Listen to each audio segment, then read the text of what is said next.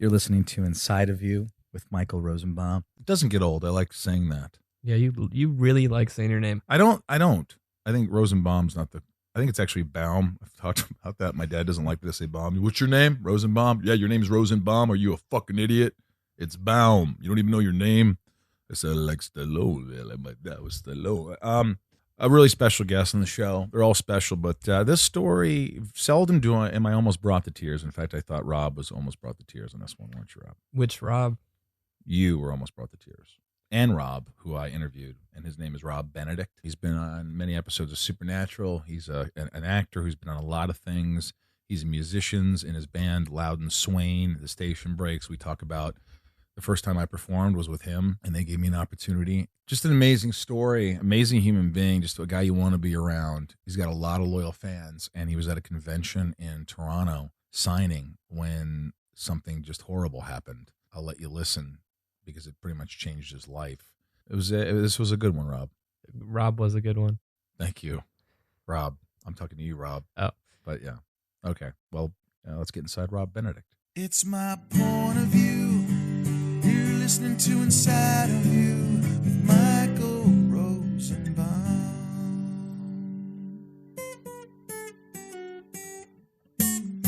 Inside of You with Michael Rosenbaum was not filmed in front of a live studio audience. I'm blowing this microphone. Is it recording? And that's a great way to start the podcast, isn't it? I'm blowing the microphone. And with that, ladies and gentlemen, what a treat this is. Rob Benedict is here. I'm super excited to be here. Are you really excited? I'm very excited. I'm excited. Thank you for allowing me to be inside of you. Yeah, you got it anytime. Really? Oh, yeah. I always wonder what people say. I'm always curious, like the reaction to that. So it's been different. Some people say anytime, which Right. is very inviting. Yeah. And some people just, they don't know what to say. James Gunn was on and he said, okay, whatever. Like he didn't want to answer that question. He, he's a big director. Yeah. And he didn't want to. But those are the people that I don't necessarily trust. You know what I mean? Yeah. Let me get inside you. Yeah, exactly. Yeah, I've been basically hanging outside your house just waiting for the invite. Is that true? No, that's not true. I'm used to seeing you with a big beard. Yeah. It's smaller now. It's You small. shaved it. Does I your shaved. wife make you shave the beard? she's learned to accept the beard because I've had some varying forms of the beard for several years now. How long have you been married? 22 years. 22 years. And how old are you? 47. I'm 45. I've never been married. No kids. I envy that. I don't think you do. I do. You know- I do. Look, there are pluses and minuses to any situation, right? I mean, yeah, but I think if I would have, I grew up in Indiana, most of my friends are married, and I think that if I would have just connected with someone earlier and had this, Right. or maybe not, maybe because of all the dysfunction in my family growing up, maybe I needed to take all these years and be a middle-aged man before I realized, I need somebody to help me out here, to take care of me. I'll take care of them. Yeah, but also the age and the place we live in now, 45 is. Clooney was what, 52 when he got married? Is that true? Yeah. I always go to Clooney. So I got 7 years. Yeah, you had 7 years, Benedict? man. I You like still this. do it, and people are having babies at all ages. You could have, or you could be 52 and meet a 30-year-old, or then you have plenty of time. See, now you're talking. So you're fine. I don't think there's anything wrong with I was watching the Oscars last night. Yeah, They were me too. talking about, older guys with younger women. Mhm. Now I'm not the kind of guy who's like a 45-year-old who wants to go out with a 20-year-old. There's just nothing there for me. There's Right. as beautiful as that is, it's just like a child to me. Right. I can't do that. I can't imagine. But 28, Sure. 29, 30, Uh-huh. even early 30s, even mid 30s, Yeah. late 30s, I'm thinking, well, if I have a kid, You don't have as much time. I don't have as much time, maybe. And the woman that I decide, or we decide that we want to be together, Uh-huh. I kind of have to hurry up. If Right. she's 39 or, You got to be ready. I got to be ready. Yeah. I can't do that. to Assuming her. that she wants that. Yeah, that's true. It could be a 39-year-old who's not interested. I could in that. adopt. Yeah. Right. Yeah. Of course. But I always fear that. I think adoption's amazing. But I always think that one day the kid's like, "You're not my dad," and that just scares the shit out of me. I'm like, "Fuck you! I raised you. Nobody wanted you." Yeah, Is it would that be wrong? It'll be weird. It'd be weird to adopt and then to know at some point that kid's probably going to want to find their birth parents, and then you feel yeah. like you're getting cheated on. You know what I mean? I would make the kid sign something at a young age when he doesn't know what he's signing. Right. Like most of us actors, when we sign, I just say, sign this. It means you're never going to ever bring up your real dad. Because I think it's disrespectful. That would help. I think that would help your relationship later on. Where did we meet, Rob Benedict? Where did we meet? You know, my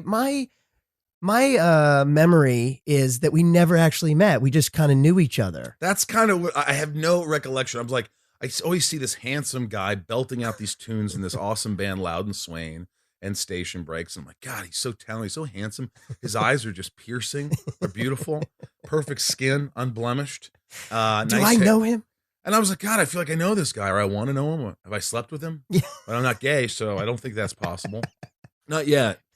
But all right, so you think we met at like I think it was this Christmas special. I think so too. That Jason Manns and you guys, the Station Breaks, and you guys do these conventions where Right. it's amazing. If you don't, it's hard to comprehend, but it's like you get these these people who follow you, fans Yeah. of Supernatural, fans of different things you've done. You've done a lot. You've done Alias. You've done you've done a million things. Right. Right. You could look him up, Rob Benedict, if you'd like. Yeah. I am But Pete. you get these fans. Like how many? Like there are like 1,000 people there that night.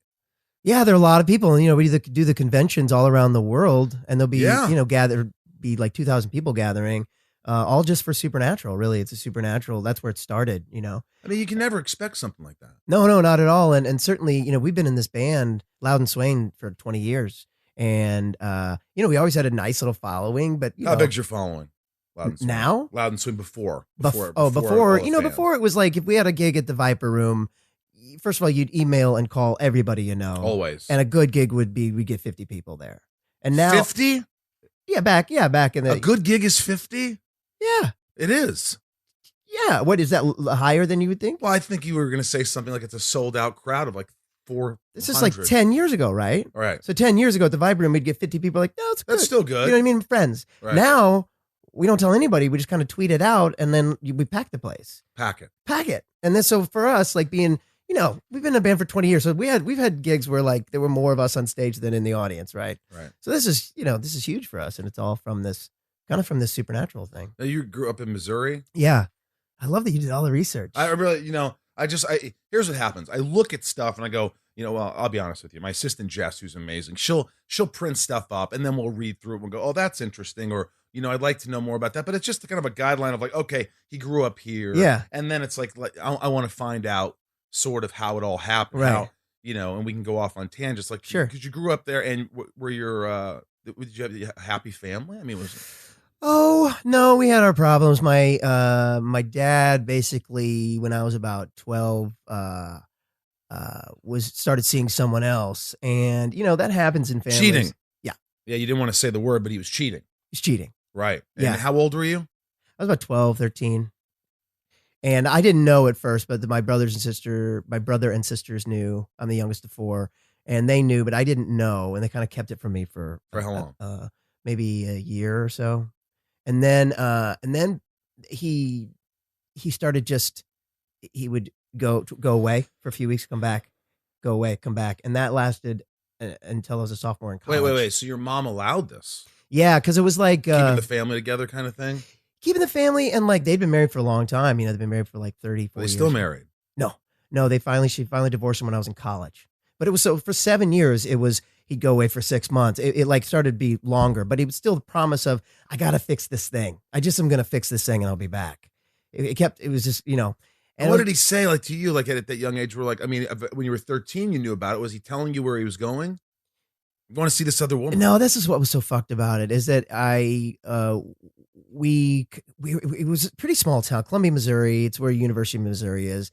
And it just was kind of a small town, even though you had a high population when the kids were there, the university was in session, but otherwise it was a pretty small town. So we were like hiding it from people. So it would be like, yeah, no, my dad's on a business trip. And, I remember being a freshman in high school and like telling my friends, my dad's on a business trip. And a friend of mine was like, dude, your dad's not on a business trip. Like we all know. Really? Yeah, So and I was one of like- your friends, like Ernie, would be like, Yeah. dude, Rob, your Yeah. dad's banging Totally. someone else. I remember specifically being like, Fucking you don't know me, Ernie. It's where this name was actually Ernie. No, isn't it? But yeah, so it did a number on me. So he's just gone. But it was always like, I'm going to fix this thing. But it was also like, my dad was a different generation. So I never had the talk. He never sat me down and said, hey, listen, man, I'm in love with somebody else. I'm heading this way with because I look at families that were split up that still work it out. My family's no different in that way. Lots of people are from split families, but for some reason now, even though I'm 47 years old, I'm still mad about it. Dude, I have a lot of anger, towards some. Well, I let things go. Therapy helps you sort of like, the more you worry about the past, you tend to piss on the present. Right. If you're worrying about the past all the time. So I reflect sometimes and go, this is the way it was, and this is why you sort of act out certain ways. And how do you fix it? How do you become a better person? Because your past does affect you. It affects everybody. So, I mean, when you're 12, 13 years old, and you're finding out how bad did it affect you? Do you remember the feeling you had? Yeah, I mean, I thought I had an awesome family until that happened. I thought I had the ideal life until that happened. Were you embarrassed? Yeah, I was embarrassed. I was embarrassed of what other people would think, which is kind of my family's MO, is like what other people think.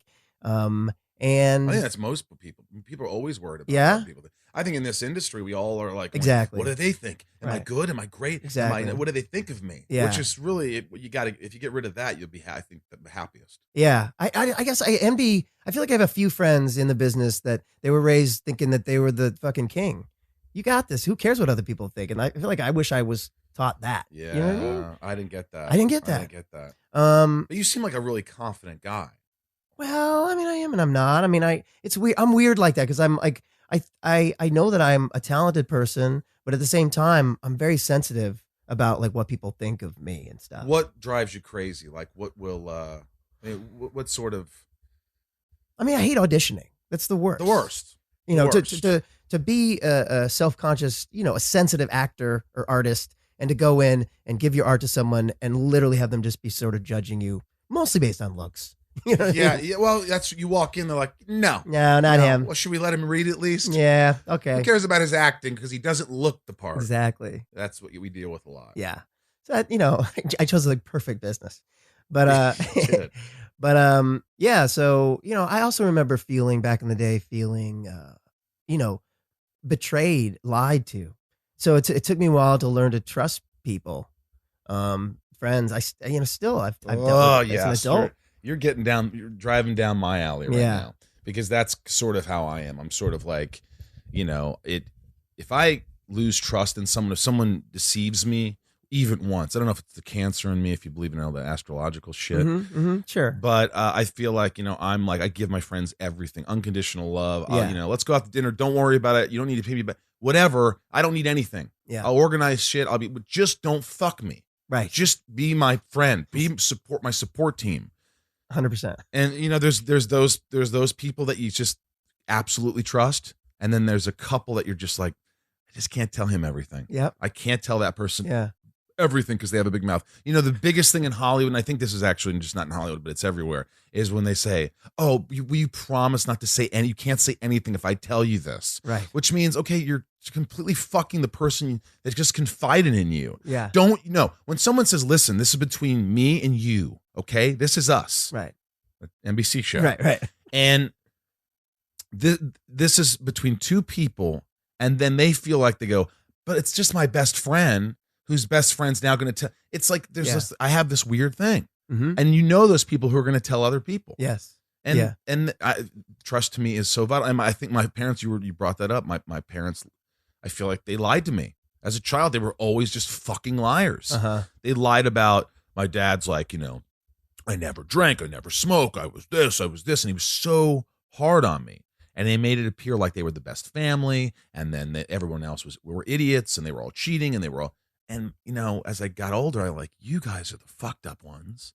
Sure, I have a redneck family that lives next door, but they love their fucking kids, Right. and they love them. They tell them every day, and they don't lie to them. And sure, they don't say the brightest things in the world to them, but they're honest. So was he drinking and smoking that, or? Well, it took me till later on in life where I was just like, Dad, I just fucking, I made a decision. I either, and this was years ago. We've had a couple of almost brawls since then. But I said to him, listen, I need to, for once in your fucking life, in my life, I need you to just level with me. And all this bullshit. Like, I always feel like you're a Superman and you just can never do wrong. And you were so hard on me. He's like, well, what do you want to know? I go, because if you don't tell me and be honest with me for once in my life, I don't think this relationship can work. What do you want to know? Did you bang other girls? Yeah. Really? A lot of them? Wow. Yeah. Whoa. Did you do drugs? Of course I did drugs, Coke. Yeah. No way. Did you smoke a lot of pot? I went to Woodstock. Yes. I did all that.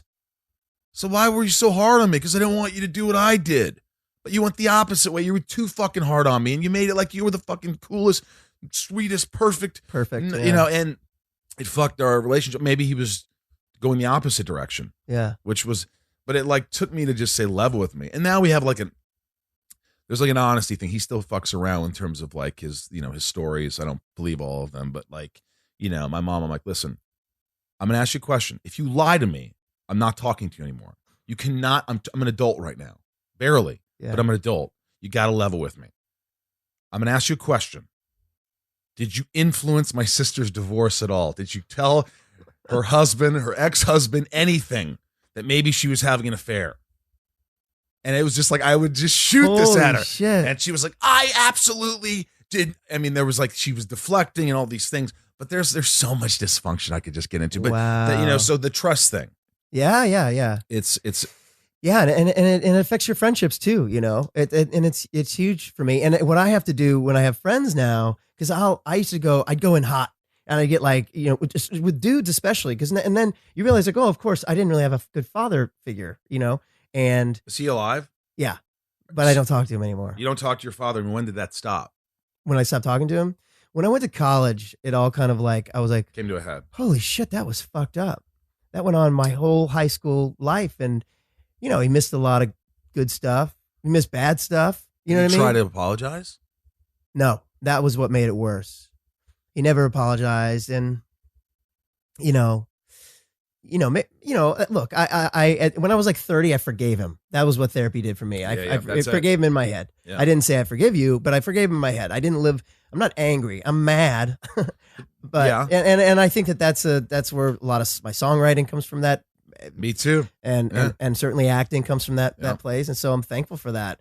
You know what I mean? I'm thankful that, because like I feel bad sometimes for people. If you have a perfect life, that's not real, right? I got knocked That's right. around. That's right. And so I feel a little more woke, as the kids say, but like at the same time, it hurts. It hurts, and so I've just been trying to, as an adult, deal with what that hurt is, and that trust and trusting other people. Fuck. That's so hard for me. So I'd come in hot. I'd be really close with a new dude friend, and I'd be like, like all like, you're an approachable, lovable guy. Right. I immediately thought, I want to be friends with you. yeah, I really thought that. I thought, I love him. There's something innately good about you. And I find that, like, I may not be the best person in the world. I may I have a lot of flaws, Rob, a lot. Insecurities and some anxiety and some things and some whatever, but I know I'm a good person. Right. I really think I'm a good person. Same. And I'm going to fucking say it out loud. But I really think I'm a good judge of character. And my friends around me, people like, if I ever date a girl, they're like, you have the best friends. And I go, I know. She goes, no, I've never seen anything like the friends that you have. They're all just really great people. Yeah. And I surround myself with great people to make myself a better person. yeah. And, but when I met you, I thought that. I thought, and so why is it hard for you to trust people? I know it comes from childhood and things like that. So what do you look for in a friend? Well, I don't know. What I was going to say is, like, at a certain point with people, I back up.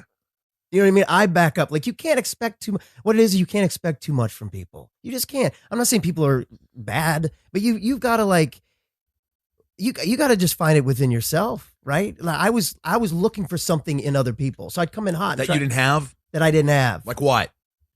Well, like, I was looking for a dad from a peer. Yeah. That's fucked. So, so I had to sort of go like, I got this within myself. I don't need, I don't need you to call me back. I don't need you to, you know what I mean? We're getting this is, I hope people can relate to this, but I always say this is like therapy for me. Mm-hmm, yeah. This makes so much fucking sense. Yeah. When you just said, I needed a dad. I mean, you just came out with it. That's sort of like, I think with my friends, there's sort of some kind of paternal and a maternal Like I want somebody around me. Like I have a friend Carrie who's like beautiful and younger than me, and she's got a boyfriend who I love, but she's sort of like a mom figure in a way. And my friend Deneen, who's sort of like, you know, they'll say, Michael, you really shouldn't do that. Or, you know, they just treat me like, and I feel sometimes like a child, like what? And then I'm like, I listen to them. And there's few people that I'll really listen to and confide in. I'll go, you're right. You're right. Maybe I shouldn't do that. Yeah. Or maybe I should be more aware of that. Right. Or other people's feelings in certain. And so I look for that. Yeah. But I need that. Like for me, I embrace a couple of these people that could be acting as a mother. Yeah. Yeah. I guess where it gets, and first of all, also I just have to say, like, I don't think I've talked like this publicly. I fucking love it. I mean, I write songs about my dad and everything, but you get to mask it in metaphor and shit like that. Are you uncomfortable doing Not this? at all. It feels Good, very good. comfortable. Thank God. I don't Very want to comfortable. interrogate you. No, fuck no. It feels good. It is therapy. And but I was gonna say the only flip side of that for me is I take advice really easily. I easily fall into that. The child, you know what I mean? Like, oh really? I should have done right. What did I do? Oh god, you know, you and then you bring, sometimes you bring on this like I feel in certain relationships like I'm like I'm the kid. And so you lose some of your I don't know, your manliness. Yeah. So that's that's the other thing I'm trying to hang on to, is like not be too much like, what did I do wrong, fellas? Yeah. Do you ever feel like that? Because you're a dad. You have 2 kids? Yeah. 2 daughters? A boy and a girl. A boy and a girl. I was half right. Yeah. So do you ever feel like I have to be the dad, I have to be the father, I have to be the husband, I have to be responsible, I have to, you know, whatever, I have to work, all these things? Do you ever feel like that? And then sometimes you feel like, God, I'm such a pussy sometimes. Or why am I acting like this? I have to act more like a man. But Yeah. don't you think sometimes it's okay to act like a kid? Yeah, absolutely. I feel like I've got that part down. Yeah, right.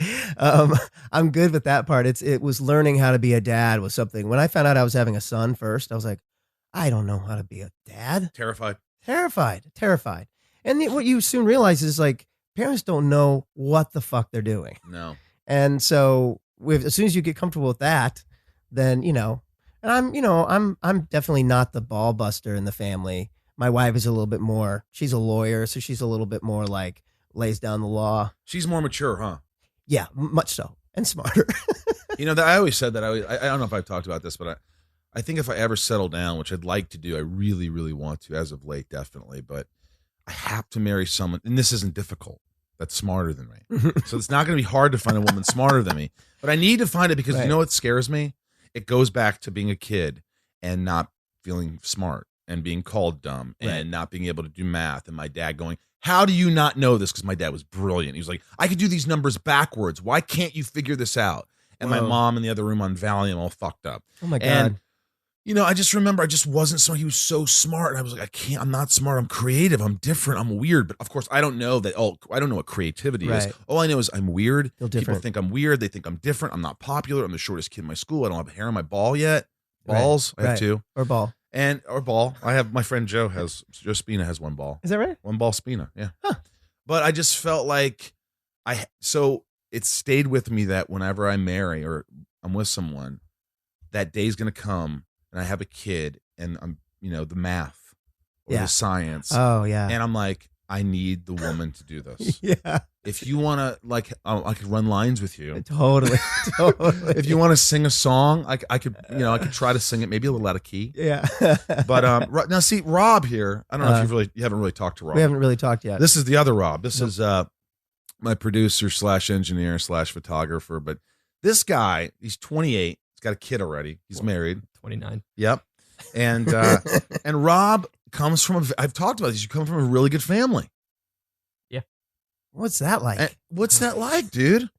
I mean, it was. I mean, it wasn't the perfect family. Were you but, spanked ever? Yeah, probably. Not when I got older, but on your bottom, not on your back or your face, or no blood, no bruises. Nope. Did your parents listen to you when you said, when they had an argument with you? Did they actually listen to your approach? No, they did not. They didn't. No. Where are you from? What part of the country? Chicago. Oh, cool. Yeah, I'm surprised he hasn't said something about his Blackhawks or his. Are you Cubs or White Sox? I'm White Sox, but I still support the city when the Cubs. All right, that's fair. Back to the family, Rob. Yeah. Were you ever hit with a wiffle ball bat? I was hit with a wiffle ball bat. with the wiffle ball bat. So Yeah, Kid. exactly. Those are Not, old rap not by songs. my parents. Right, Beastie right. Boys. But I think there's like, I mean, part of me is like, my mom was the first one to say, she's like, look how you turned out and your craziness and your whatever and all these things you do. It's because of me. And my dad will be like, hey, I couldn't have done that bad. And they make you believe that the reason you're successful is because of them. Yeah. And there's no doubt that there is a reason why I had to have an outlet and I was weird. But I feel like, hey, if I had a normal family, here's the converse to that statement. Mm-hmm. Then I could have maybe had a normal life. Maybe I wouldn't have gone into acting. Maybe I'm not saying this is good or bad. I'm saying, well, there could have been a good approach to this because I could have, met someone at a young age, had more stability because my family could have been more stable. I could have been more relaxed, more what I've always wanted, like what I've envied in other people. Mhm. Like Jason Mans, our good buddy who's Yeah. in Station Breaks, Yeah. and you sing with him, and Yeah. he just seems so level-headed and My God. strong, and like nothing, just like he just doesn't let anything bother him. And those No. people drive me up a fucking wall. I have Yeah. these friends who are like, I don't know what the word is. They're just stable, Yeah. and they're just nothing phases them. Yeah. Jason's amazing like that. He really. I don't know. Don't you like? I didn't have that, so I feel like Yeah. okay, maybe I wouldn't have been successful and done all I did, but maybe I would have been married and had kids and Yeah. been happier and been less anxious and more calm. So Yeah. fuck that statement, right? Yeah, I don't know. I'm torn about it because, like, yeah, part of me is like, absolutely, and certainly Jason. I mean, Jason's got, he's got a great, solid family, and and And he's got like 4 kids now. yeah, he's got one about to pop out, Yeah. number 3. How does he do it? I don't know. And he's, he still has that easygoing, hey man, a Virginia Dude, sort of nothing bothers him. like, I mean, he can have a fire in his house. He's like, hey man, can I call you right back?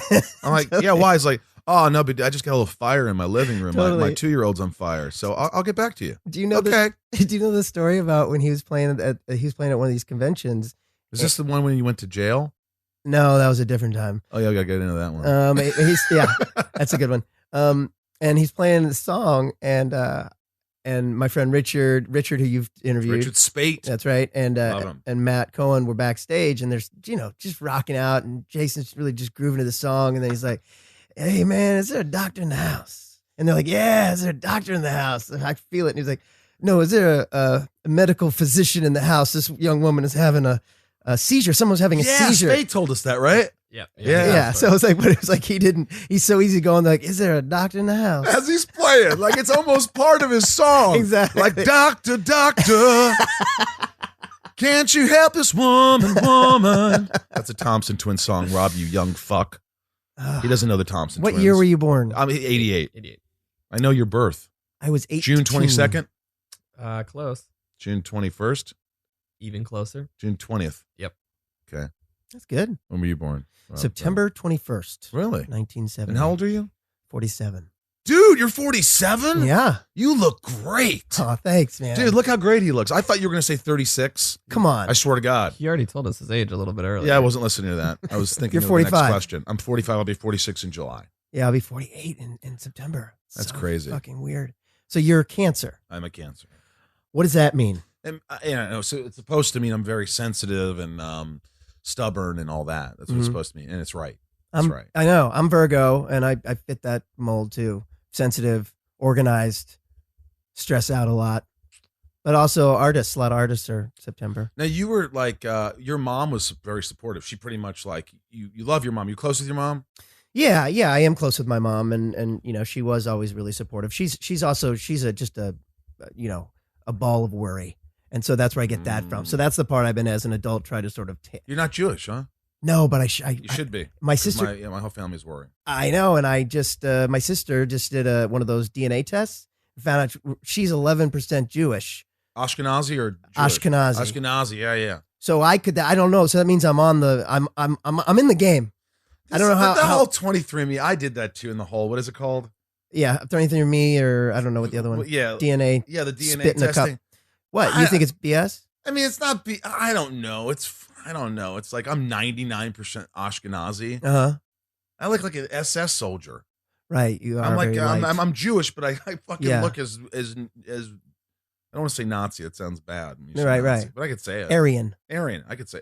Yeah, I look more Aryan than I do than, you know what I mean? Yeah. So I don't, of course it's probably true, but how do they do all that stuff? I don't know, but I'm excited that I might have some Jewish. I in want to me. have a little bit of everything in me. I want to be able to walk somewhere and go, I'm part black. Yeah. I'm part Mexican. I'm Yeah. part Canadian. Well, the fact is, we all are, aren't we? We're I going think- that way. I think we should all be. Why don't we consider ourselves all that? Because Yeah. we are. Wouldn't Yeah. it be easier Yeah. to do that Yes. instead of judging? Yes. Thank you. Thank you. That And was now our we preach for went the day. political. We didn't really go political. Okay, so you're growing up. You're getting. So do you think the whole thing with your father? Maybe this was beforehand. Were you getting into music? Were you getting into acting before this? Yeah.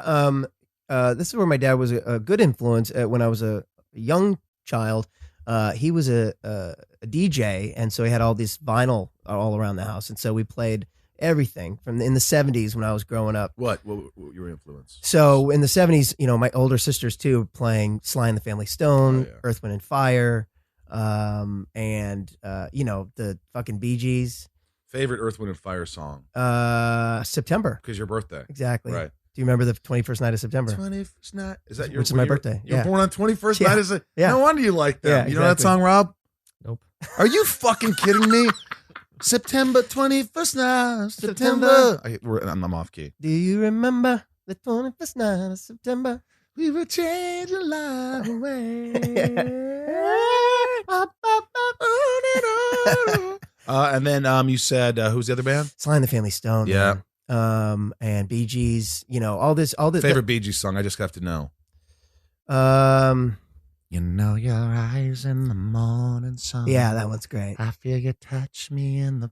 Can we do that when we play together in Yeah, Germany? let's do that. That'd be Can awesome. we do with How Deep Is Your Love? Ah, Can you play that on guitar and you and I just sing it? yes. Can we do that? Yeah. And you come to me on a summer breeze, keep me warm. I think we should do Yeah, it. let's do that. Let's do I it. think We're that'd be gonna so do it. fun. We'll You're just learn the definitely coming words. this I'm fall? coming. Great. I'm announcing it right now. Okay. With Rob Benedict. I'm going to Germany. Rockwood Events is doing it, Yes. right? Rockwood. Yep. And You and the sandwich? me and the Sandwich, my band, the Sandwich. Yeah. And we're going to come. We've only been playing for a year, and we went to Germany last year, and people were so welcoming and so beautiful. Yeah. But Michael's, you're one of the, Rosie, do I call you Rosie? You can call me for whatever buddies? you want.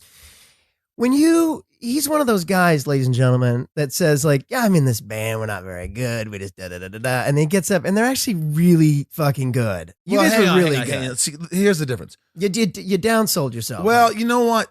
This is the reality. You can't all of a sudden say a year into acting classes, I'm an actor. It took me years to say I was an actor. Yeah. So I was like, you're fucking good. You put in the work. You've done lots of plays. You're an actor. You Yeah. can say that and don't feel bad about it. Right. But to say, hey, I'm a musician Right. and I'm a singer, I'm not the greatest singer. But what I go with is Dylan wasn't a great singer and Tom Petty. So I always like to hear those guys because Yeah. maybe they weren't, but they were great musicians. I'm not Good a great songwriter. musician. Mhm. I haven't been playing that long. I've always just played for fun, but I really enjoy it.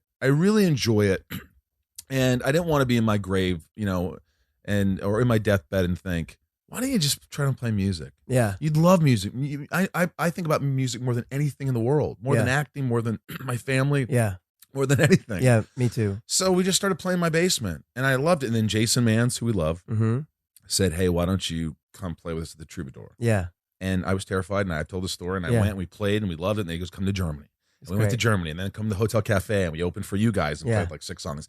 And you guys are so supportive. And that's why when I met you, because, you know, with actors and comedians, Right. when I did stand up last year, I was trying to just Oh, all wow. these new things. Yeah, I And did that. like, I used to do yeah, that. I read that. Yeah. I used to do I did like 50 shows. And there's just a certain, like, there's some cool comedians and maybe because I was somewhat known that they were cool. But it's like a clique. It's like, you know, you get Yeah. these, like, there's these certain cliques that they have that they look down on people who aren't, Yeah. you know, who are just starting Yeah. or who are just like, you know, and it's hard. You want to be embraced. You want to feel like you belong. Yeah. So when I'm around musicians, I'm like, oh my God, I can't pluck, Yeah. you know, I can't like, Yeah. I just play chords and rhythm and, you know, I make cool songs. I think I write some decent ones, but I always feel weird around guys like you because you're so talented, rawly talented with a great voice, and you've been playing your whole life. You've had a band for 20 years. So for me to go up in front of you to play, it's sort of embarrassing. I hear you. Yeah. I feel embarrassed. Like, Yeah. why am I doing this? Why am I embarrassing myself? Yeah. No, and I feel that. And I certainly have gone through that too. And going to Rockwood, this thing we're going to do in Germany, it's great because you get to play with some other musicians that are, a lot of them are, you know, just better than us, and you learn. Yeah. And then they give you permission to be you, and you're like, fuck yeah, I can hang with these guys. You know what I mean? It's good. It's good for your confidence. But no, you're great. And I agree. That's the music is like, for me, it has been less competitive. Like, that's the thing, is like this a competitiveness about stand up and about acting. There just can be. You two people competing for one role, and you can't help but feel like, fuck, I want to get it, not that guy. Right. But this is like, who can't make fucking music? It's fun. You You know, write a it's not a song, race. learn the chords, play it, make Yeah. your voice sound as good as you can, Yeah. put some echo on, learn the lines, and sing a song. Yeah. And people love music. Yeah. You know? So you're right. Yeah. But you were very welcoming, and you were Yeah. very, you know, I actually felt like you gave me more confidence because the look you gave me, you go, dude, you guys have some good songs. Yeah. And you were sincere. Yeah. Yeah. And I was just like, holy shit, man. He's great, you know? Yeah. Yeah. No, it's cool. But yeah, it's exciting. So, Good. and you were doing that since like a young age. So by the way, Rockwood will be in Germany in November. November. It's a bunch of people. Jason Man Station Breaks. Yeah. Loud and Swain. Loud and Swain. So the Sandwich, my band will be Uh-huh. there. The Mo Nouveau, who are amazing. Yes, go to Rockwood events on Facebook or Twitter and Yeah. check us out. We'll be in Germany Yeah. in Frankfurt Yes. for a couple nights. Yep. It's all music. All day, all Oh, music. gonna Music just be festival. fun. We're gonna hang out with everybody. Yeah. It's always a blast. Yeah. Yeah. We chill and hang out with everybody. It's so fun. But yeah, so yeah, music was always something for me, and it, yeah, and so you know, so many different. I mean, my dad was listening to like big band music and jazz. So yeah, I got a lot at a young age, a lot of different types. So what's the first time was it like you started singing and your mom goes, oh my gosh, you know, Robert, your voice is just delicious. I never had that like American Idol type, this kid's got talent voice. I started doing musicals. So I was in Right. Oliver. That was the first time I like sang really. Were you Oliver? No, I was the Artful Dodger. Oh, I don't know it. Oh my God, it's great. You could have said there's no Oliver on the show, and I would have been like, oh fuck. I could have said I'm Jimmy Smits. No, there's no Oliver. It's just metaphorical. It means like Oliver Uranus. You should see it. You should see it. The movie won Oliver Uranus.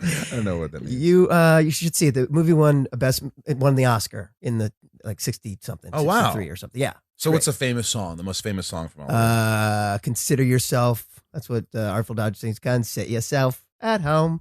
Nice. Where is love? Where is love? I know Great. Howard Jones. What is love? That's it. That's That's in not- there. that's it. No, that's in there But too. you did that, and like, so what happened? How did you even audition for that? Like, No, my parents were involved in a community theater, and that's where my outlet I was. see. Yeah.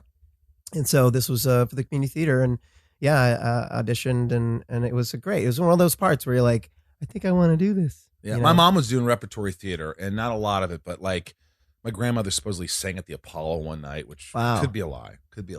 But I remember my dad was like, "Don't become your mother. Come on, what are you doing? You're not going to become an actor. Come on, what are you doing?" And I remember he took me to Denny's after he saw me in Prelude to a Kiss in college, and I was like, awesome. "I want to be an actor." He's like, "Eat your steak." I was like, "Fuck off." I mean, I get it though. I get it now. I get it because it's like, dude, just you know. You don't want to say, yeah. I mean, look, Yeah, I I guess know. you want to support your kids. Like, your parents were always like, yeah, great, until you decided, I want to be an actor. I want to be a singer. Yeah. And you know, they couldn't tell me. I mean, look, the advantage of your dad leaving when you're like 13 is like, I can do whatever the fuck I want. Right, because you can walk all over your mom. You just go. Is that what you're saying, Rob? No, because you see them as real people, and then all of Yeah. a sudden, you know what I mean. So no, it was never like that, and I was never. They never tried to stop me. Were you popular? I did really well in high school. That was a You had a a highlight. girlfriend, steady girlfriend, or you were a ladies' man? No, I wasn't popular in that way. I mean, I had girlfriends, but like I was the smallest one in my class. Me too. I wasn't Smallest kid in my high school. Really, you Yeah. grew. Yeah, I grew 9 inches in my freshman year of college. Wow. I remember girls used to come over and go, "Aw, little Rosie," and squeeze my cheeks. And for a long time, I hated those girls, and I realized they were just being nice, and they thought I was cute. And so later on, when I'd see them, like Charissa Moore and you know, like what's her name? I want to say her name. Oh, Angie Mason and Jamie Biggerstaff and all the popular girls. They were always nice to me. But I always felt like, because I was cute little Rosie, I was like a kid that couldn't get nailed in Mr. Hayes' woodshop class. And, you know, now we're friends. Like, I you know, when I go back home, I'll Yeah. see them and they're great. And they're like, You know, I just was not like, how could they ever date me? Why? They never That's- gave me a chance because I was 5'2". That's what and I hadn't found myself yet. Same. If I was me now, they still wouldn't go out with me. But at least I'd be a little taller. Exactly. Yeah, that was me, and I never changed. But I never got that growth spurt. But Well, you're not short. I'm 5'7", just under. That's all right. That's all right. But I was always little, and I was definitely like the cute one. But I never, so I never had that, like, you know, that hey ladies, I was not, I had zero game, but I was okay with it. I just was like just happy sort of being everybody's friend, I guess. Did you play music live at that point? Yeah, I played bass in the jazz band. I played guitar. I had a band. I played guitar in a band. What was the band's name? Elelara. Elelara, which is a character in Watership Down. Aging myself, but you remember about the rabbits? It's a cartoon about rabbits. I actually do. And he's like the bad guy. And I stayed with Loudon Swain. You know, that's a character in Vision Quest, the 80s Of movie. course. Rob, hold on a second. Rob, the producer, Rob. Do you know Vision Quest? I don't. Matthew fucking Modine wrestling movie? Are you out of your mind? Journey? When did it come out? You're the year you were born. Only So, yeah, I wasn't watching movies yet. You can go back. It's Yeah. worth it. Vision Quest. What was the guy's name the bad guy? Loudon Swain was Shoot. the good guy. Shoot was the bad guy. Yeah. He had a beard? No, he didn't have a beard. No, I think his then Matthew Modine's best friend was the dude who was in 16 Candles, was never in anything else. The hot guy in 16 Candles. Jake in 16 Candles. Yes. Yeah, he became a carpenter. He was a carpenter. Or Right. something. Yeah, And moved to like his only other movie was he played Matthew Modine's best friend. We had a mohawk. yeah. That dude. Dude, we got to watch Vision Quest again. Yeah. And 16 Candles back to back. Loudon Swain, dude. I love it. Yeah. So I love it. This is a sort of a tangent, but the guy who wrote the book, it was a teen novel first, Vision Quest. And I guess now he's a professor. He was a professor in Minnesota or something. But anyway, he heard about the band. This is pre-Supernatural, Twitter and all that. And he wrote us a letter. And we are like, this is going to be a cease and desist. But he was like, just found out about your band. This is so exciting. I love it. Sent us all like signed copies of the book and a poster from the movie. Like, Are you serious? yeah, it was amazing. Yeah. Oh, that's so he got his amazing. permission. He gave the thumbs up. And then I met Matthew Modine at a film festival a couple of years ago. And we both had films there. So we're both standing up and doing and I hadn't said anything, but I'm like, fucking Modine.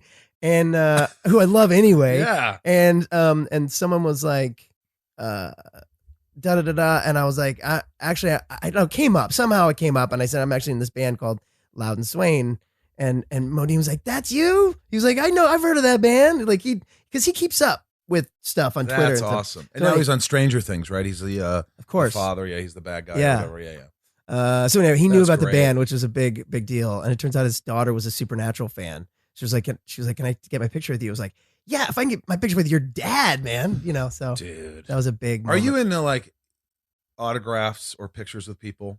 Am I into it? Like I get I worked with Steve Martin. I had him sign my poster. I worked with Stallone. He signed my lunchbox. Are you into things like that, or you don't really care? If I were, I've not worked with anyone on that level quite yet. So, Well, you did work with Jensen Ackles. and Jensen, and I have his autograph.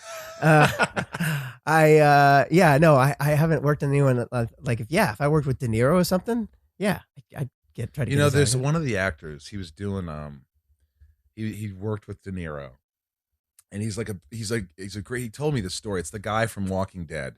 It's the guy who got killed off in season 2. Great actor. Okay. Great actor. Love him. Really sweet. But he was telling me a story. Like, yeah, you got any interesting stories about De Niro? Because you worked on this. You worked in the movie with Stallone, De Niro, the boxing movie that Oh, wow. didn't do well. But, he was in it. And he said at the end, I worked with De Niro and I never said anything. At the last thing, I knocked on De Niro's trailer on his door.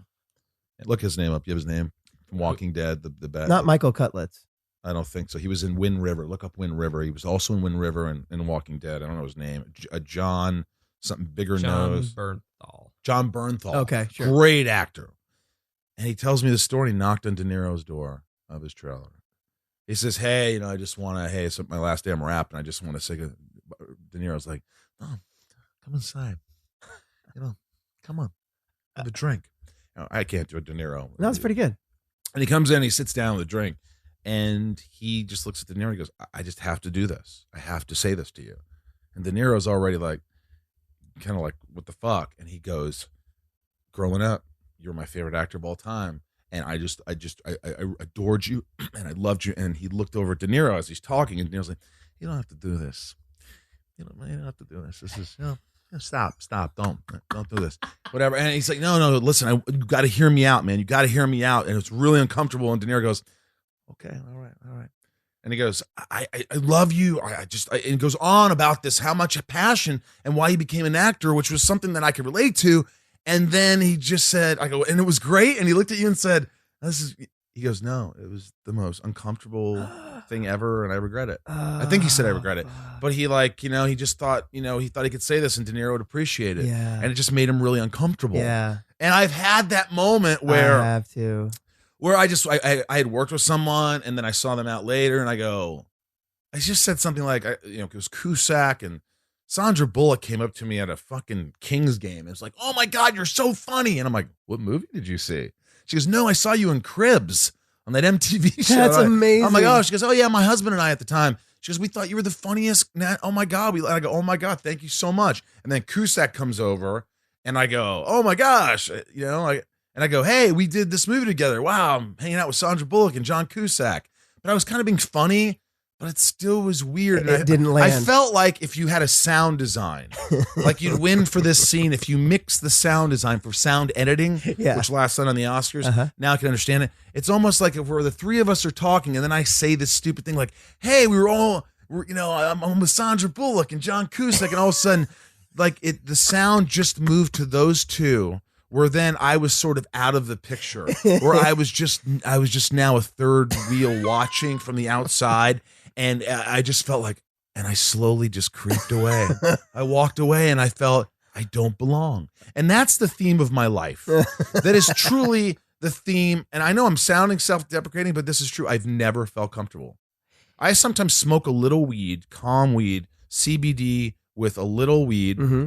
By the way, I love the CBD. Hemp Company. Those are our boys. Oh wow, cool. It's CBD. It's amazing if you have any slight anxiety, right? I Great. love that shit. I'm in. But anyway, yeah. But I also do one where it has a little THC. Mhm. I do one. Hemp Company doesn't have that, but and I'll take a little before I go to the game. I took Rob to the Blackhawks Kings game the other night. Fun. Yeah, who won? Blackhawks won that. 4 goals in the last 3 minutes. Wow. But I was like a little, I get a little uncomfortable. I just want something that calms me a little, something that just takes away. Wait, did it help? Did the weed help? I think it did a little bit. I'm not saying that's what you should use, but I should learn. I mostly learned how to deal with things, but I never feel especially when there's a lot of celebrities around. I always act like, "Oh my God, he's the life of the party. God, this guy's so confident. He knows everybody." But I never feel that comfortable. I always feel like I have to entertain. I always feel I have to be funny because I always feel like they won't accept me if I'm just fucking me. And that's all comes back to childhood. Yes. So I just never feel comfortable. Yeah. Especially around big stars. I'm like, "Oh my God."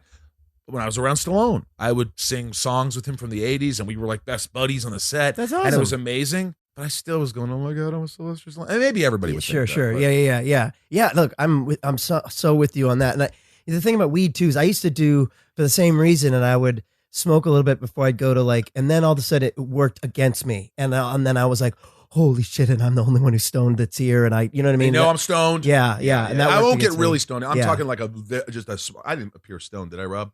No, you didn't. Good, thank you. If he would have said yes, That was the right I would answer, have I Rob. would have got anxiety from just his yes answer. So thanks for leveling with me, Rob. You're welcome. I appreciate that. But yeah, no, I am too. I mean, I'm never quite comfortable. I was thinking for me, I've worked with people. I feel like I've worked with people right before they went and got really famous. Oh my God, yeah, me too. You know what I mean? Yeah. There's a lot of that too. But I know Name one. J.J. Abrams. I was Alias. I was on Felicity. Felicity. Yeah, it was his first TV project, and Yeah, where the fuck is JJ now? Why don't you bring you back something? I know, right? I could be Star Wars. You could be anything you want to be. He's actually a really good He's a dude. great guy. I had this stroke thing a few years ago. It's a whole nother podcast. You know what? I wanted to talk about and that. so after that happened, JJ reached out. He's such a fucking sweetheart. He's a mensch. I had no idea about this. Oh, really? Before I talked to Jason, I said, "Do you have any insight on Jason?" On Rob? On Rob Benedict. And he said, "Well, yeah, I mean, we've had a lot of fun stories, but there's one where he went to jail, which, was kind of funny, Mhm. which we could talk about later. But the other was, he had a stroke." Mhm. I was like, he's a young guy. What do you mean he had a stroke? And it kind of scared me. And I was like, what do you, he was at a convention. So bring me to that. I know we jumped around a little Uh-huh. bit, but bring me to that. Like, you're at a convention in Toronto, Yeah, fast forward. I'm in Toronto at a Supernatural convention. signing autographs, Signing and autographs. playing music. Yep. It was the very end of the convention, and I was everyone was done except me, so they all went out to dinner, and I was signing autographs, and someone asked me a question. They said, early on stage, you said you were married. When did you get married? What's your anniversary? And it was the most awkward time for this to happen, but I had aphasia. It just, all of a sudden, I couldn't speak. You talk about anxiety attack. Like, that's what I thought was happening. I don't know why, but I couldn't talk. I couldn't say Like, not a anything. word. Right. So it was aphasia. It's like I know that I'm looking at a water bottle right now. I know that that's a water bottle, but my brain won't say that word. It just won't, like it's a foreign language. I just, I just couldn't say anything. Terrified. Like that. It was the feeling like you're telling a story and you're trying to remember the name of an actor or something. And then you had that with every word. So anyway, Oh my God. long story short, I finished the autographs, just grunting and sign language. And then I went up to my room, and Richard Spate calls my room and says, "Hey man, this is the restaurant we're all at. Jensen, Jared, everybody's out."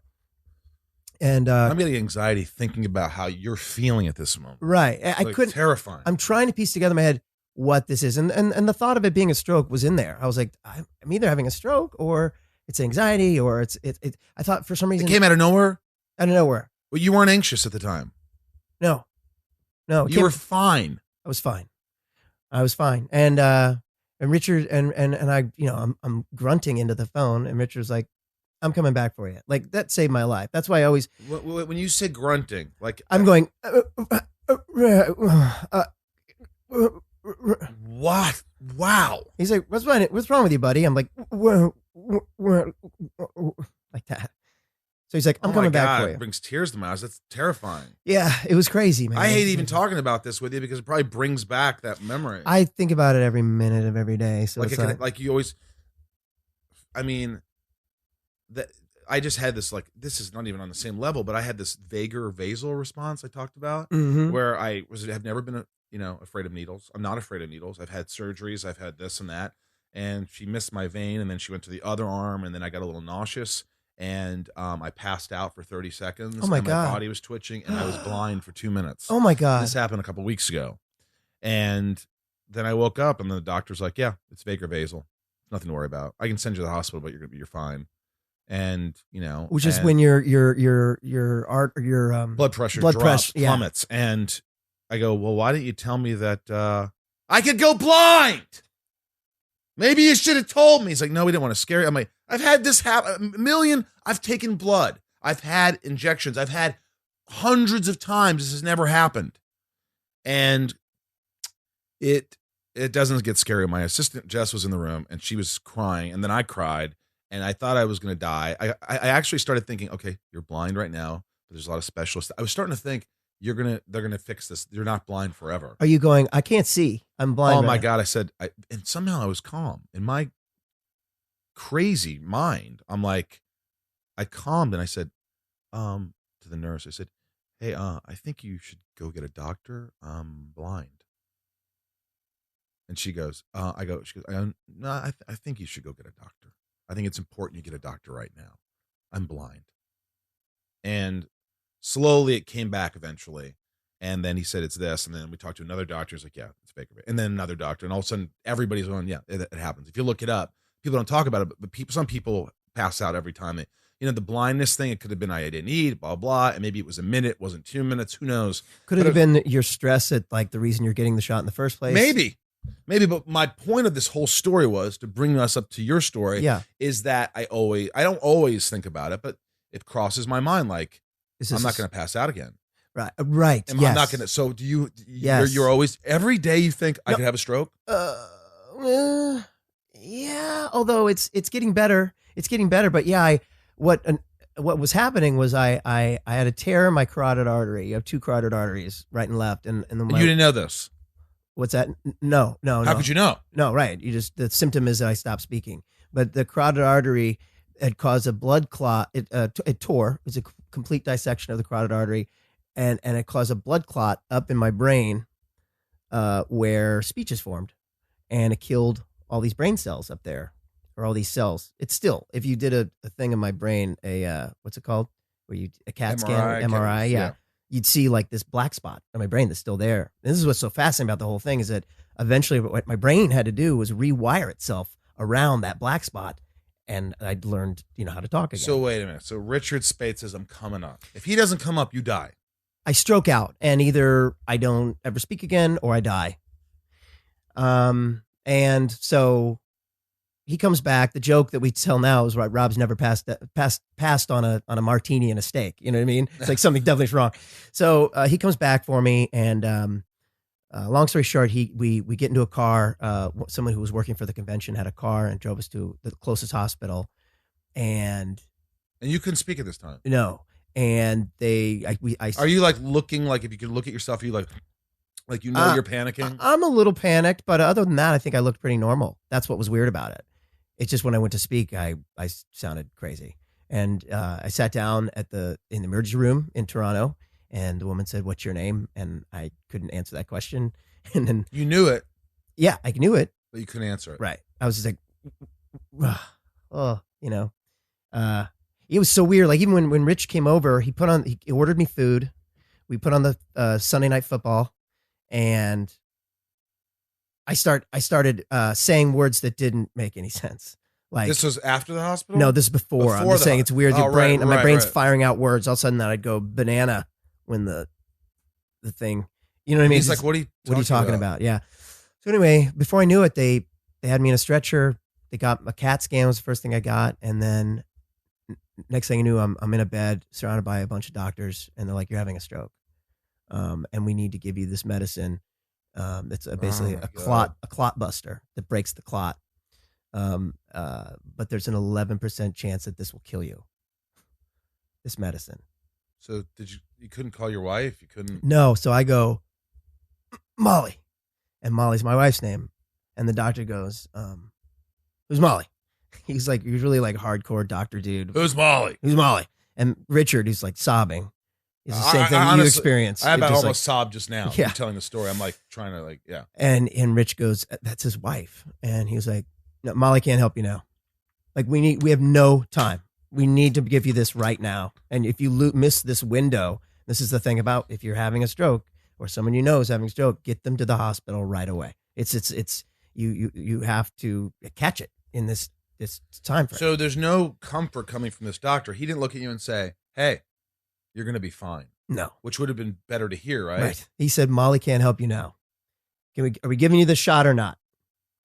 And then, of course, I nodded, and they gave it to me. And, it was, it turned out it saved my life, but it could have killed me. And it was fucking terrifying. It was terrifying. And, but it was, that was a huge moment for me too, in my life that I'll never, ever, ever forget. And I don't mean this in a morbid or weird, fatalistic way, but like just that idea that like nobody can help you right now.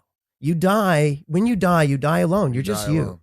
I could have the love of my life. I could have so many people around me who love me. But at the end of the day, it's just you.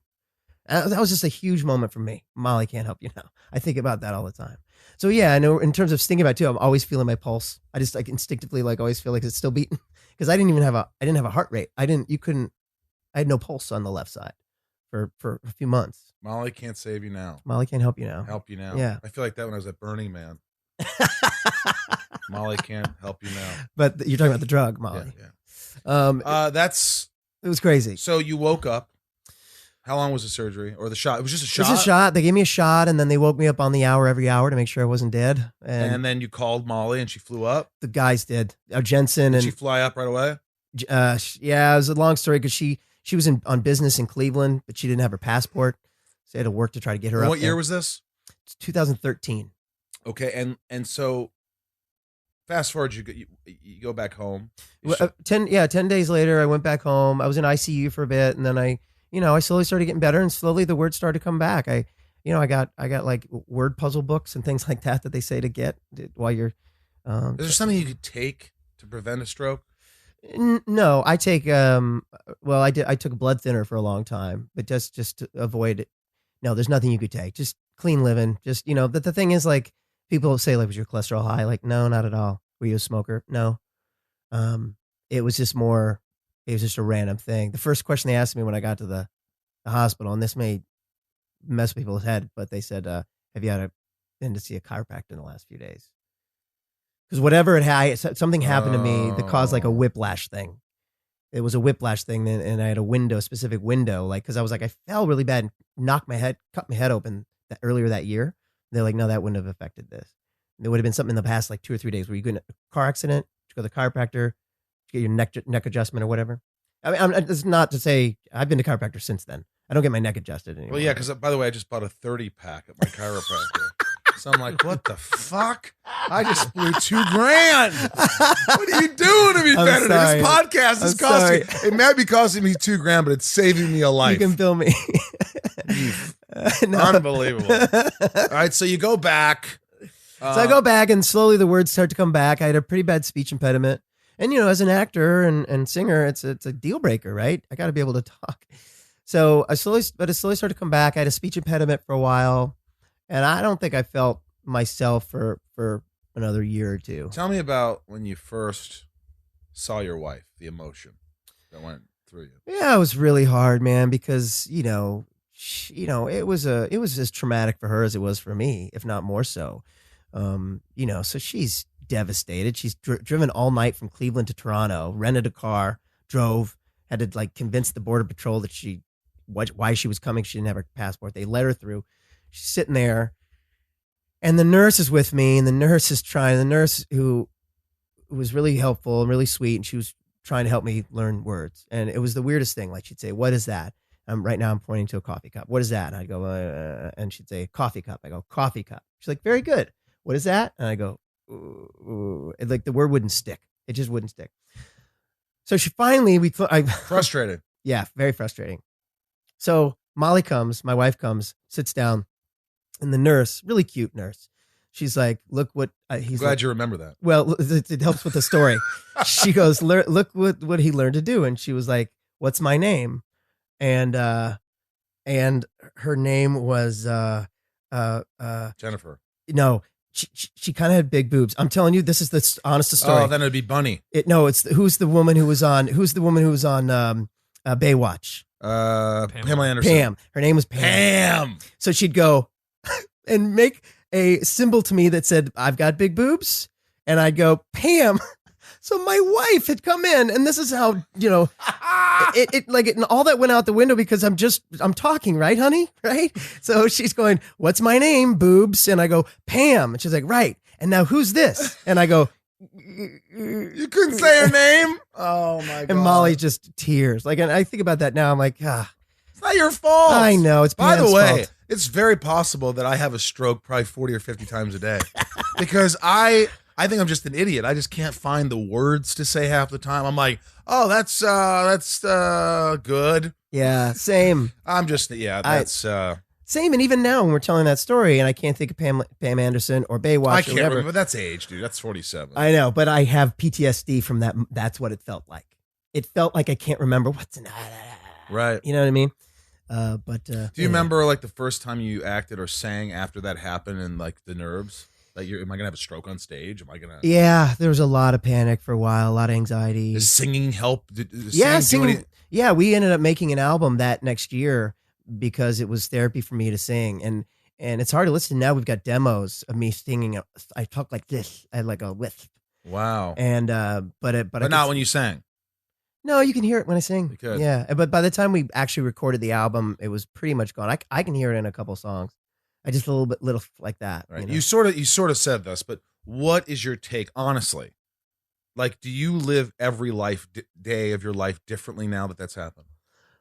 Right after it happened, everyone was like, "Your life's going to change now, everything, blah, blah, blah." And it didn't. It was the same fucking life. 6 months later, I was back. I wanted to audition right away, which was stupid. I was auditioning too soon. I was still not getting parts I wanted. And I was like, what the fuck? You know what I mean? And so nothing had changed, and I was upset about that. And then I realized after a couple of years, you have perspective and you go, "Oh, okay. It's bigger picture. Bigger picture. My life began again at that moment." And even though the facts weren't changing, I was still the same dude I was before. I think I've started to make decisions and do things that maybe I wouldn't have done before. Like more risks. Yeah. I think that's, I try to tell myself, and I read a lot of stuff. Like I'm reading this book called As a Man Thinketh, I think it's called. Huh. And it's just the way we think. And it's simple. And it's a simple book that I think everybody should read. And I read it, and it will take you 30 minutes. I mean, an hour at tops. Okay. But it's just so simple how the way you think can change your life. Right. It's not just like positive thinking. Like wake up going, you stub your toe and you'll go, oh, la la la la la la la la la la la la la. And it's not that. It just talks about weakness, and it talks about like your purpose and how having a purpose is so important. And I think when I read what I got out of this book is that the way we think and purpose in life is the number one. Is you have to have a purpose. Right. What is that purpose for everybody? If you could simply answer that question, that purpose, your purpose in life might be to be a great father and a great husband, right. and to this is more than one, right? Yeah. So it sounds easy, and to be a great musician / actor right. in whatever order. Yeah. But for me, right now it's like, what's my purpose? Yeah. I'm thinking. I read this book and I thought, okay, dude, what's your purpose? This is easy. What's your purpose? And I couldn't say it. Huh. I couldn't, and it's crazy. But I think sometimes after things like this happen, traumatic situations, right. or someone, if someone passes or you tend, we as humans, I think, start to think more about our lives and what they mean and what we want and how important they are and how ephemeral, yeah, life can be. Yeah. And so for me, I'm 45 and it's taken me a long time. Inner child that's fucking around too much. Yeah. And now I'm trying to think, okay, dude, in a blink of an eye, you're going to be 65. Yeah. And then you're going to be, if you're lucky, you're going to be 85 if you're luckier. But you're not that lucky if you don't have a purpose and you don't have so for me, it's like sometimes like even this traumatic situation where I went blind for 2 minutes, and this thing that everybody gets, vasovagal, which a lot of people get. I definitely had that thought of like, all right, dude, you can die like that. It doesn't matter. Right. It doesn't matter. We all have to find our purpose. We all have to, and sometimes like those moments make you just think more about what you really want and what you're wasting your time on. Yeah. And wasting your time on stupid thoughts. Right. That we all do. So yeah, absolutely. And like I said, for me, and if something like that happens to you, like it's not necessarily right away. Maybe 6 months or a year down the road, you're like, oh, that's what that meant. I feel like taking more risks, not as afraid of change. yeah. And I feel like I've ridden the hardest roller coaster. Like, how bad can shit get? Yeah, right. But yeah. Anyway, J.J. Abrams sent me a gift basket, and that was nice. That's a great story. That's an important story. Tell me about, you've been on tons of shows, you've been doing tons of stuff, you're on tour, you do everything, you're a father, a husband, all this stuff, but like Supernatural, do you feel like you did what, like 13 episodes? Yeah, just about 13, yeah. Did that change your life? It obviously changed your life in a lot of ways. Well, obviously, yeah. I mean, and it did because, well, first of all, you had a similar situation, like to be on a show that ran for that long. I mean, it's now in its 13th season, and so the fans are the best. And the fans are the best, and the fans keep it going. There's no fans like sci-fi fans. Yeah. None. None. I said this. I've been quoted as saying this, but it's true. It's like I've never seen just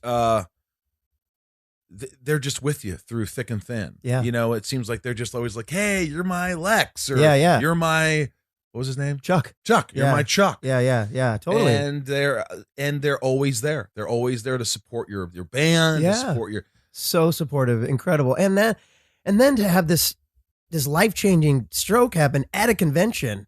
Now we're married. You know what I mean? I'm married with those people. Yeah. Like that they've affected and changed my life, and it's so yeah, no, it's that was a life-changing role. I mean, who knew? But so it's quite remarkable.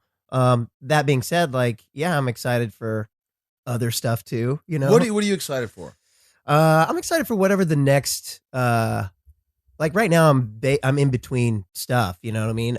The music will keep going. The music is a constant. What do you want out of the music other than what it's giving you? Because there's a safe way and a very sincere and humble way of saying, hey, the music is the music. I love playing music. I'm going to continue to do music. But there's an ego side of the whole thing where it's like, isn't there a part of you where like, I'm good. This band's good. The music's good. I want to. How do we get to the next level? Do you think you're going to get to like whatever that next level is for you? Like, why can't you be where? Do you have those thoughts of grandeur? Not grandeur. But Occasionally, maybe if occasionally I have that thought, but like, why isn't our song on the radio? like this song's great. Yeah, that should be on the radio. Or, Right. it'd be fun to have a really solid placement. That would be a nice little, I think, realistic goals to get your song placed on a TV show Yeah. or in a movie or something that's, everyone sees. I mean, we've had little placements, but honest to God, like I don't have that. I think other guys in the band might have that thought of like, how can we push to get to the next level? Yeah. Where we're at right now is pretty great. Yeah. Considering Huge following, you tour, you play all Yeah. the time, you make some money. Yes, and like you said, we've got the best fans. They're so loyal, and we get to play in front of like 2,000 people twice a month at these conventions, That's and incredible. and they've really made it now. So there's a great sound system, and it feels like you're on tour. They travel with our instruments, so we show up on stage, everything's set up. It's a fucking dream for a band, for an indie band, That's incredible. So that's that all feels solid. I think the thing that I'm putting my energy right now is sort of the next acting thing or writing thing. Like what's that going to be? Rich and I yeah, did, because you write, you produce, you Yeah. do all this stuff. Rich and I did Kings of Con last year, which was Yeah. super fun. And so like right now I'm sort of in between like, okay, what's the next acting gig or writing gig going to be? And Are you open to anything? yeah, I'm pretty open to anything. I mean, I'm maybe too open sometimes. I'll do whatever. I think you have to be in a lot of ways, Yeah, I think it is a good quality to have. But at the same time, you got to also have some, be able to discern, okay, that's not going to be a good move if I do that, Right. That's always the trick. Because as actors, you just want to go to work. Yeah. But like, Yeah, you're like, it's true. and sometimes you convince yourself it's a good project. And then you're like, actually, that wasn't. What would you do if your dad called you and said, hey, I'm sorry. Is there any way we could reconcile or at least be, have some kind of relationship? Or is that just fantasy? No, I don't think that's fantasy. And I think he's waiting for me to, you know what I mean? He's stubborn. He's old school. What's And that? My dad sort of. No, I mean, I think I've shut him down many years, Right. and so yeah, if he, I'd be willing to have the conversation. I'd be willing. I'm not, like I said, I'm not harboring like, hatred towards the man. Has he sent you emails or anything? I'm proud of you. It's so funny you say that. Like for the first, no, that's the thing too. It's like he's never gonna be that dad. Mm-mm. No matter Not what, either. I'm never gonna get. I fucked up. I'm so sorry. I should have been better for you, and I'm so proud of you. I don't. I get. And I'm not going to like go on air and like slam the man, but like No. you get things like where that pushes your buttons, just things like, sure. you know what I mean? So he reached out like a month ago on email and just out of the blue. And it was my son's birthday. And he said, wish my grandson happy birthday. I mean, he doesn't know my kids, And so I said, I will. And I never write him back. He's reached out maybe once a year. He'll say, Merry Christmas. Or something, and so Jesus. and so I wrote back, I will, I'll pass that on, and I did, yeah, so I'm open to it. That probably meant the world to him. I just think that. probably, yeah, Yeah. It's tricky, and and like I said, you just have to settle yourself to the fact that like he's, if I do that, I've said he's not going to be the guy that I've always wanted him to be, and so you got to just be accepting that, parents, man. It's I know. tough. I know. Even my mom, I love so much, but she drives me crazy. Drives me up a fucking wall. I mean, I can't tell you. Like, I want to, it's fantasy because I do love my mother, but I always think that's sort of a thought that goes away. The thought of it's fantasy when you think she's going to become the mother I've always wanted, or she's going to act like a mother, or she's going to, and she just doesn't. Mhm. And that's the reality. She won't. She'll never be the mother. She'll always be the same person. Right. And that's it. Yeah. And you either accept it and deal with as much as you want to accept because we're adults now, or you say, fuck you, you're out. Right. All right? That's it. Right. And so I've chosen, I love my mother. I don't like her. I would never hang out. I always think, would I hang out with my parents? No. My dad somehow in the last 6 months has changed. I don't know. He went through a divorce. He went through all these things. He He did. Your parents are divorced. Yeah, they've been divorced for 27 years, and they got remarried. Then he got divorced. Then he said, like, I wrote him a letter. We almost got in a fist fight. I've talked about this, and like this, he's trying to turn over a new stone. Like there's a certain part of him that I think I wrote them in this letter, and I just said, you've got great kids out in Los Angeles who are just having a great time with life, and you're just an asshole because you could really be a part of this, and you choose not to. And there's a competitiveness thing with me because he worked so hard his whole life and eventually was successful, and I think he felt like, you're a fucking actor. What do you do? And I always felt like that. I always felt like he thinks I do nothing. What do you do? Oh yeah, you're gonna go act in a movie. Yeah, and you're gonna, it was always like that, like belittling sort of, and it was just like, and he's changed. The tone's changed. So I think there is, if you have it in your heart, I'm not saying for you to do anything, but for me, I was very honest and upfront. I wrote a letter saying how I felt, everything, which maybe you can do, maybe you can't, but it was cathartic because I said everything I had to say. Right. And things they have changed. Yeah. There's more of like, hey, how are you feeling? Hey, like questions he would never ask me anything that you think a normal parent or a friend would ask. Right. And I don't know if you just do it for you, like saying, hey, here's what I think about you. This is why all these years, this is the resentment, this is whatever. It did help me to write the letter, send it. Of course, there was like, don't expect a response back. And then he said, all I can tell you is I love you. That's all he responded. And then I saw that he started to make a change. And with other people and his parents who he never, and it just, everything just, and I keep people at arm's length. The whole trust issue, we're coming full circle back to what we talked about. I definitely keep them at arm's length. I keep my mother at arm's length. I don't trust people. I'm not going to get hurt. I'm not going to allow you to hurt me again. Right. I'm not going to allow you to fucking do this. Right. So as long as you know, I'm a fucking therapist here, but as long as you know, hey, look, this is fantasy. This is, you do what you want to do, what makes you feel good. But if it haunts you and you think about it a lot, you're like, he's reaching out, he's doing this. And you feel like, for me, I'm going to do this and it's going to be on my terms. Yeah. And it's going to be on my whatever. And we could test it, but I'm not expecting anything. There's something that, for me at least, it did help. Yeah. When you just throw everything out, even if you hurt the person, but you're honest about it, and you say, this is how I feel. Yeah. I think you're a motherfucker. That's what it is. Yeah. Whatever it is. I'm not, whatever. Yeah. This has been great. Oh man, so good. So good. Like, been the best therapy I've ever had. I know. I feel like it always is therapy, right, Rob? Yep. It is. It is. Clear your throat. What the fuck was that? Yeah, it is. You're like Doc from Back to the Future. Rob, Where is that boy? Rob, see Vision Quest I will. Yeah. and know where you came from. You know what I Yeah. mean? It was Jesus. made right around when you were born. What do you just, the only soundtrack you listen to is from Coco? That year? I love that movie. I cried. I haven't seen that. I haven't seen I it. cried my dick off. Penis tears. Lastly, I want to do this. I got to go. I got a big fucking doctor's appointment, but I just want to say this. The convention in Germany or in England. Yes. Briefly, I want to hear the story, but go ahead. You went to jail. Right. We were on tour with the Station Breaks, my other band that I'm in with, Jason Manns, and we toured up Germany and then went to Amsterdam and then flew from Amsterdam to Heathrow. And at Heathrow, we've done this lots of times. You go into Heathrow, they say, what are you doing here? You're like, I'm visiting friends. What's the guitar for? Like, I might play some music or something. You just downplay and they let you in. That's Right. what it used to They be. always let you in. Pre-Trump's America. Right. And then everything's got kind of political. changed now. Go ahead. I got political again. No, but like now, people, no matter what side you fall on, people in other countries are a little more.